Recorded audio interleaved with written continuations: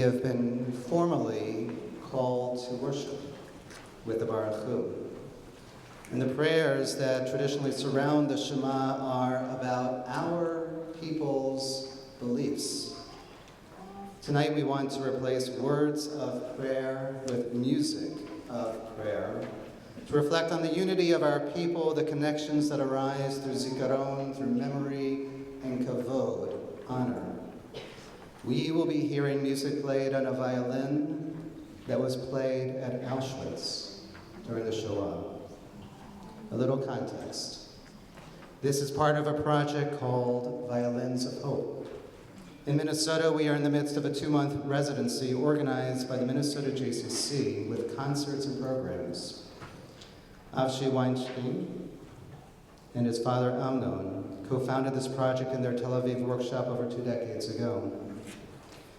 Amnon died in 2024, Zichrono Livracha, shortly before his friend and our member, Andy Fine, was on a Federation trip with me to Israel, and Avshi, we did get to see your mother, which felt like a blessing.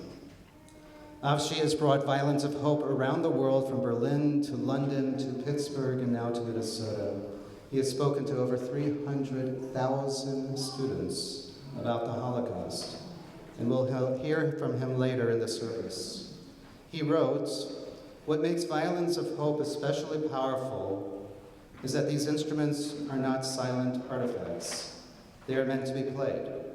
When musicians bring bow to string, the violins speak again, transforming memory into sound and history into something living and immediate." Marc Levine, who's playing the violin, has helped organize this 2-month program in Minnesota.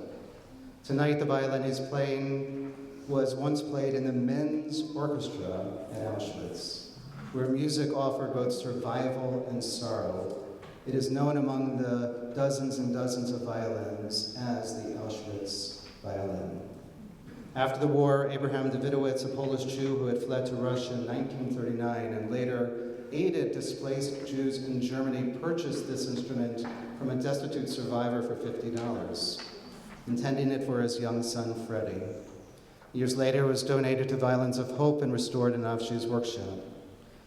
The last person who played this violin this past Tuesday night was Itzhak Perlman at Temple Israel. Marc will be playing a piece called Nigun by Paul Schoenfeld, a contemporary American composer who evokes the sound of Eastern Europe.